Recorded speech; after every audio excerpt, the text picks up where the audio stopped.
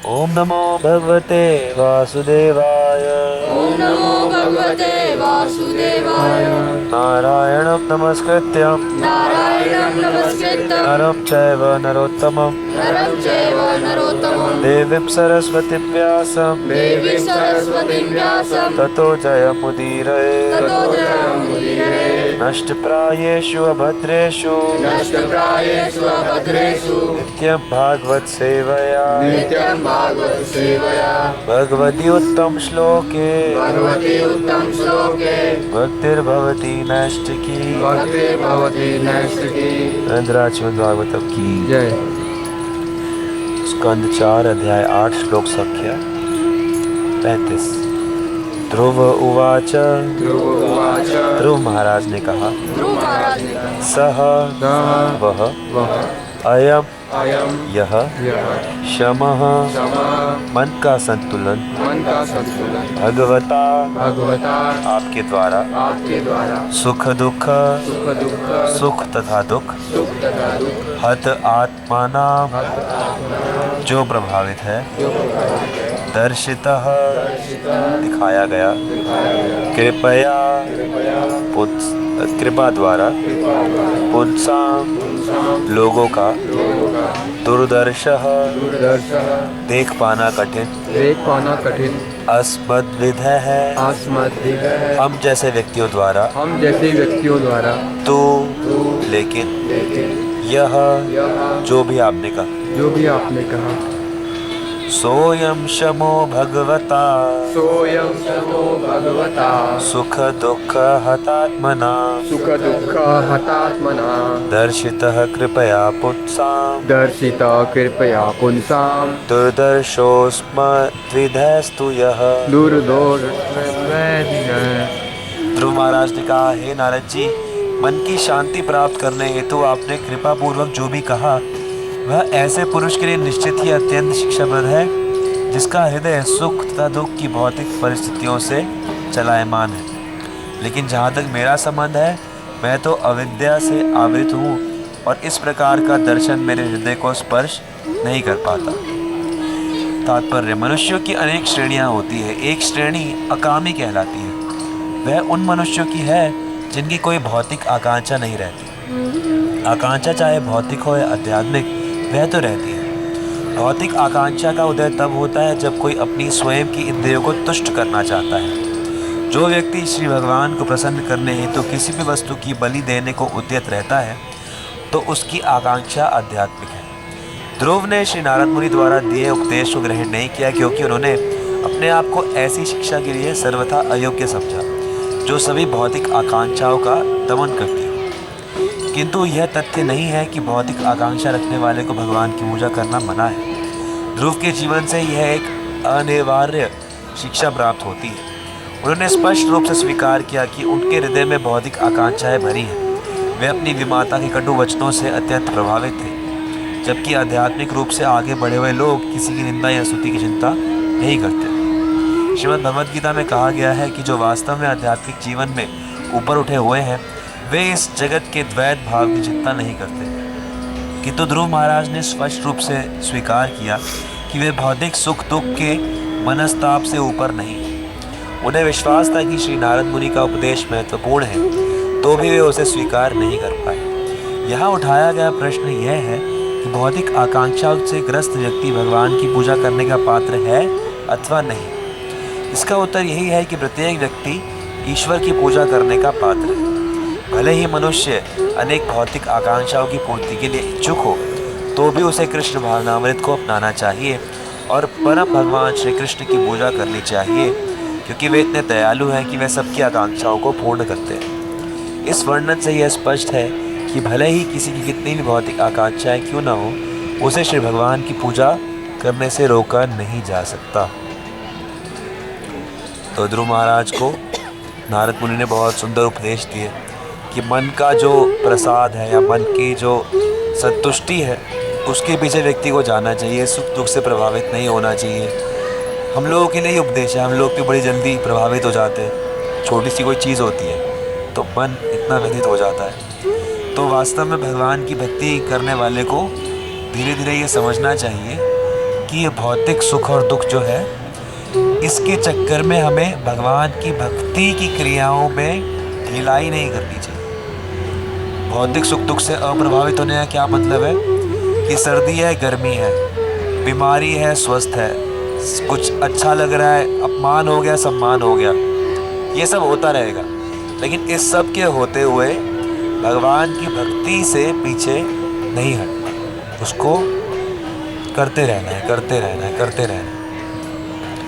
तो ये है सुख दुख से प्रभावित ना होना। तो नारद मुनि यही शिक्षा दे रहे हैं कि आप जाओ, वापस घर जाओ। लेकिन ध्रुव महाराज ने क्या कहा कि ये शिक्षा तो बहुत अच्छी है, लेकिन मैं इसे स्वीकार नहीं कर सकता। जैसे हमारे बीच में भी होता है, भाई बात तो बिल्कुल ठीक है लेकिन हम स्वीकार ही नहीं कर पाते। कितनी बातें हैं कि बहुत अच्छी बात है कि बोला जाए भाई ऐसे मत बोलो, ठीक है नहीं बोलेंगे, लेकिन फिर वही करते हैं क्योंकि हम स्वीकार ही नहीं कर पाते। ऐसा क्यों? क्योंकि हम सब, जैसे यहाँ पर ध्रुव महाराज की परिस्थिति है, तो हम सब अपने अपने जो पुराने हमारे संस्कार हैं या आदतें हैं उनसे विवश हो चुके हैं। तो इसीलिए जैसी भी परिस्थिति है, जैसी भी काम एक करना है क्या कि भगवान का भजन करना है और बड़ी ही दृढ़ता से करना है, बड़ी ही दृढ़ता से, बिना रुके हुए, बिना कुछ प्रयास तो ये करना है कि बिना किसी भौतिक आकांक्षा के। लेकिन अगर भौतिक आकांक्षा मन में है तो भी करना भगवान का भजन ही है। अकामो सर्व कामो वा मोक्ष कामो धारे। किसी की कोई इच्छा है या नहीं है, ये सारी इच्छाएं हैं, या मोक्ष की इच्छा है या फिर भगवान के प्रेम की इच्छा है। तो हम जब भक्ति साधन करते हैं तो सीखते ये है कि इच्छा होनी चाहिए प्रेम की। हम ऐसी इच्छा करें कि हमें केवल भगवान का प्रेम चाहिए और कुछ नहीं चाहिए। लेकिन ये बार बार सुन के भी हृदय में बाकी सारी इच्छाएं भी तो भरी हुई हैं। तो कोई बात नहीं, कोशिश करते रहो कि सारी इच्छाएं बाकी की छूटें, लेकिन साथ में भगवान की भक्ति करते रहो, करते रहो। तो उसके प्रभाव से धीरे धीरे हृदय शुद्ध हो जाएगा। और एक बार जब हृदय शुद्ध हो जाएगा तो फिर जो बाकी सारी इच्छाएं थी या नहीं थी वो उनका महत्व नहीं रह जाएगा। जैसे उदाहरण आते हैं कि अलग अलग लोगों ने अलग अलग काम के लिए भगवान की भक्ति कही। जैसे द्रौपदी ने भगवान को आरती हरण के लिए पुकारा, कष्ट हरण के लिए। देखा जाता है कई बार बहुत से भक्त कष्ट में फंस जाते हैं तो भगवान को पुकारते हैं, और कष्ट में होता भी ऐसा है कि पूरी शक्ति लग जाती है मन की कि प्रभु अब तो आ जाओ, नहीं तो और कोई सहारा ही नहीं। तो ऐसी परिस्थिति में भगवान आ जाते हैं, सहायता कर देते हैं, लेकिन उसके बाद फिर भक्त को डर खत्म हो जाता है। उसके बाद भक्त को ये हो जाता है कि ठीक है भगवान ही रक्षा करेंगे, बुलाने की भी रक्षा के लिए नहीं बुलाना, मुझे तो उनको प्रेम करने के लिए, सेवा के लिए बुलाया। ध्रुव महाराज ने धन प्राप्ति किया, पिता की गोद प्राप्ति के लिए बुलाया, लेकिन आने के बाद कहा कि अरे ये तो इसकी ज़रूरत ही नहीं है। 4 कुमार थे, उन्होंने मुक्ति के लिए सोचा। उन्होंने सोचा कि हम भौतिक संसार में हैं तो भगवान विष्णु के दर्शन करके हम मुक्त हो जाएंगे। लेकिन जैसे भगवान विष्णु के दर्शन करने गए वैकुंठ के दरवाजे पर, और जब उन्हें तुलसी की गंध आई तो उनके हृदय से मुक्ति की इच्छा चली गई। उनको लगा कि नहीं, मुक्ति तो बेकार है ये, और वो अभी तक इसलिए कृष्ण भक्ति में ही लगे हुए हैं, मतलब भजन कीर्तन, और वो 4 लोग आपस में सत्संग करते रहते हैं सिर्फ। तो ये बहुत सारे उदाहरण हैं ऐसे कि जो लोग करते तो हैं भक्ति इसलिए कि कुछ और चाहिए, लेकिन फिर धीरे धीरे समझ में आ जाता है कि हाँ बाकी सब व्यर्थ है, भगवान का प्रेम ही परम है। तो इसीलिए जैसी भी परिस्थिति है व्यक्ति को भक्ति करनी चाहिए।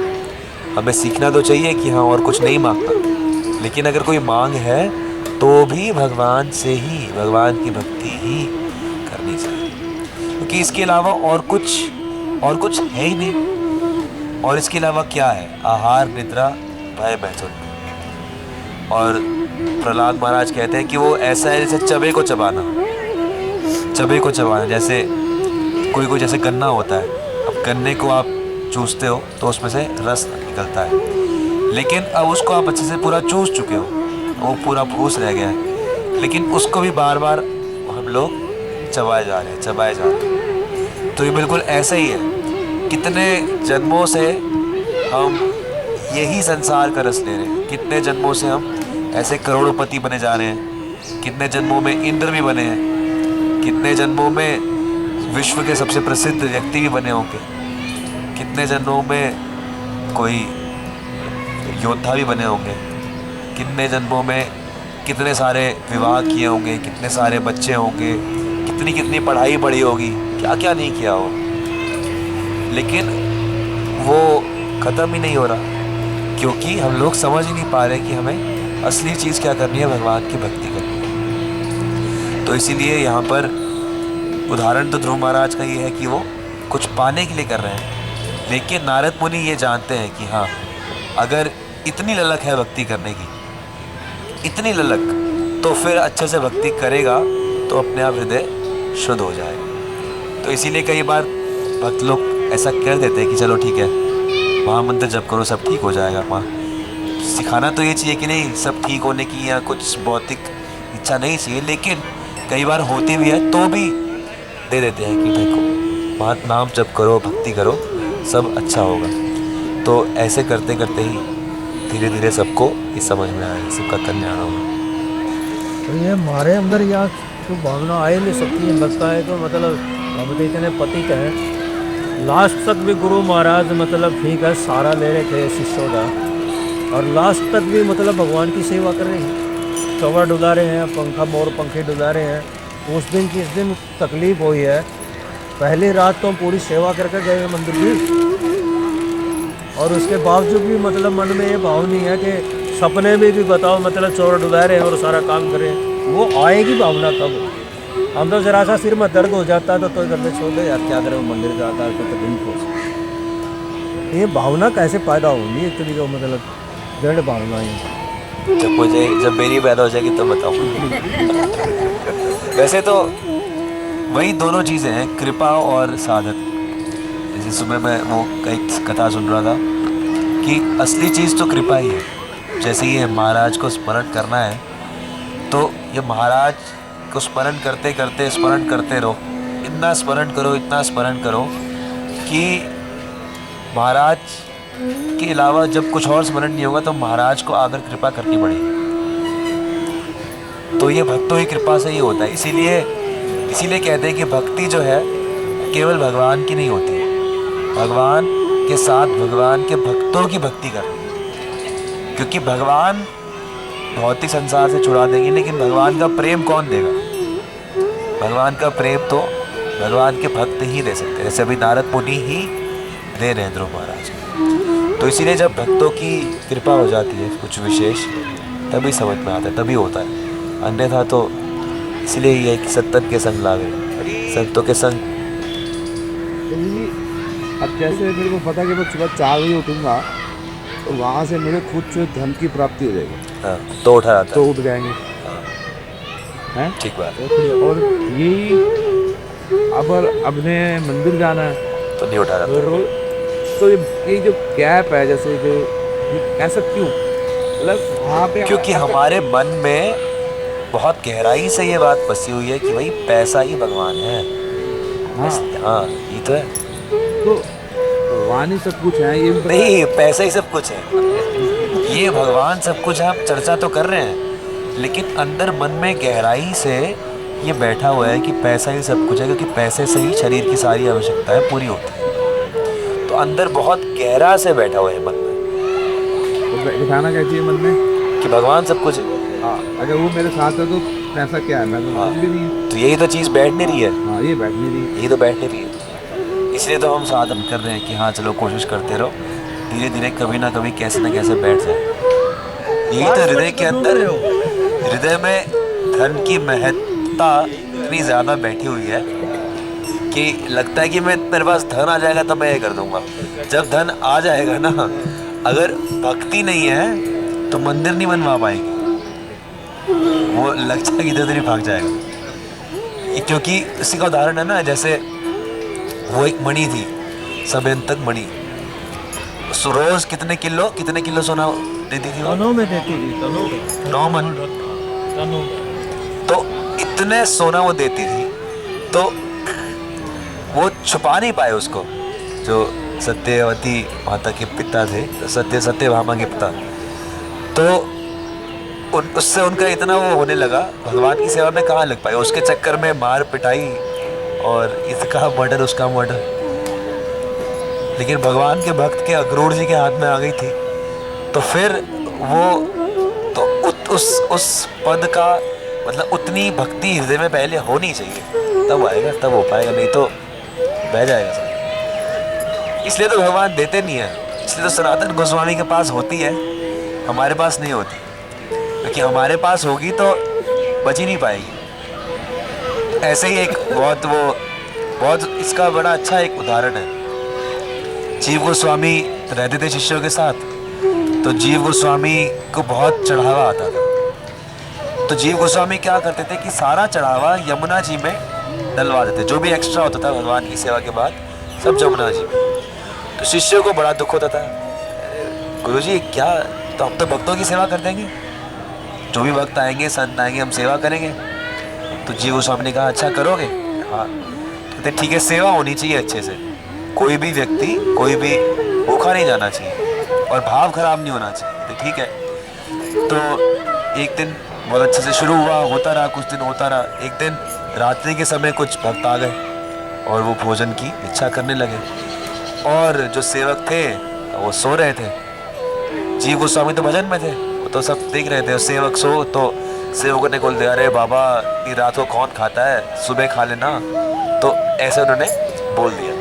और जैसे ही जीव गोस्वामी ने सुना तो जीव गोस्वामी वहाँ आए और बोला कि मैंने बोला था ना, सेवा नहीं हो सकती। ये सेवा में जिसको जिस समय जो वस्तु चाहिए उसी समय दोगे तभी तो सेवा बनेगी। आप उनको कह रहे हो कि भाई वेट करो तो कई सेवा ख़त्म। तो ये मद ये, क्योंकि उससे पहले सब इतने उद्यत रह रहे थे भजन में और सब तैयार, और ऐसा आ गया कि भाई ठीक है सुबह आना, तो उन्होंने बंद करवा दी फिर से। तो ये चीज़ होती है कि इसलिए ये बहुत गहरा बैठा हुआ है धर्मपरा, इसलिए इसको निकालना बड़ा मुश्किल भी है लेकिन ज़रूरी भी है। धीरे धीरे होगा। एक जन्म हो गया, हो जाएगा, तो अच्छे से कोशिश करें।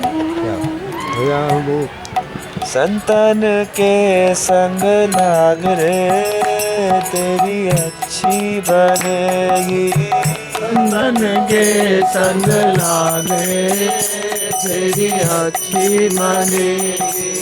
संतन के संग हरि विचरत है, संतन के संग हरि विचरत है, संतन के संग हरि विचरत है, संतन के संग हरि विचरत है। जो बछड़ा गौलाग रे तेरी अच्छी बनेगी, जो बछड़ा गो लाग रे तेरी अच्छी बनेगी।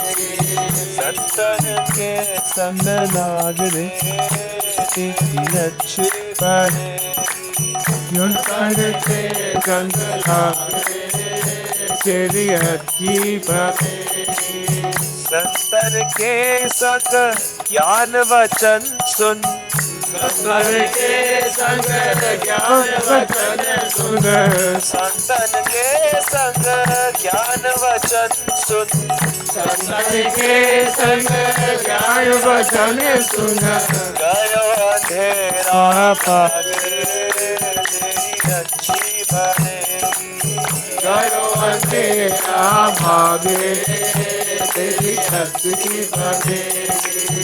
संतन के संग लाग रे तेरी अच्छी बनेगी, कंकाल के संग लागे तेरी अच्छी बनेगी। सोवत रहे अनादिकाल से, सोवत रहे अनादिकाल से, सोवत रहे अनादिकाल से, सोवत रहे अनादिकाल से। जाग जाग अब जाग रे तेरी अच्छी बनेगी, जाग जाग अब जाग रे तेरी अच्छी बनेगी। संतन संतान के संग लागे तेरी अच्छी बने संतान के संग लाग रे तेरी अच्छी बने हंस की बोली हंस ही जाने हंस की बोली हंस ही जाने हंस की बोली हंस ही जाने हंस की बोली हंस ही जाने जान सके नहीं कागरे तेरी अच्छी बने जान सके नहीं खाने सतर के संग डाले तेरी अच्छी बने सच के संग लागे तेरी अच्छी बने हरि नाम का अमृत पी ले हरि नाम का अमृत पीले हरि नाम का अमृत पी ले हरि नाम का अमृत पीले अमृत पी ले तू अमृत पी ले अमृत पीले तो अमृत पीले छोड़ विषय रस भोग रे तेरी अच्छी बने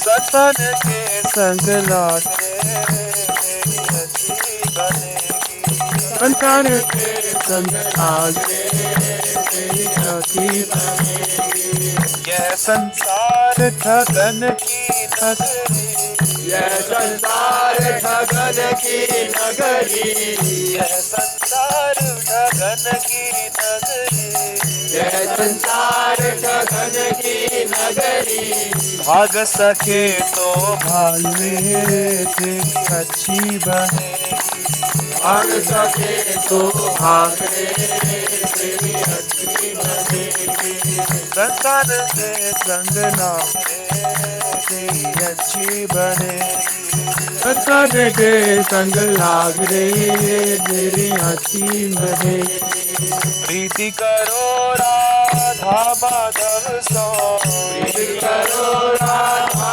माधव सो राधा माधव राधा माधव राधा माधव राधा माधव सोना और सुहाग रे तेरी अच्छी बने